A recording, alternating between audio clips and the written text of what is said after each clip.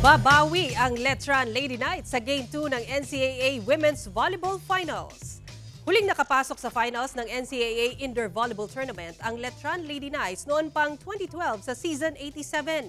Ngunit kasama sa tagumpay ng kanilang pagbabalik sa finals, makalipas ang mahigit isang dekada, ang kakulangan ng championship experience. Isa pa ang kanilang kaharap sa finals ay ang undefeated Benilde Lady Blazers na naghahangad ng 3-peat sa Season 99. At yun na nga, bagamat dikit ang laban sa umpisa ng Game 1 noong nakaraang linggo, nakuha ng College of St. Benilde ang panalo sa 3 set lamang.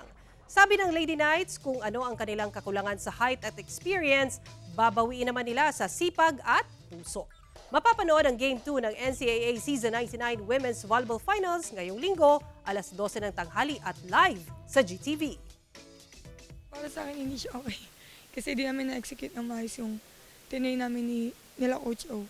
Which is, hindi talaga siya nakita. Yan, sobrang, hindi namin hindi ko alam paano i-explain. Siguro po nagmamadali po kami sa bawat point na kailangan pag pinalo para patay na agad. But we really have to bounce back and compose ourselves. What important is to give their best performance. Yun muna.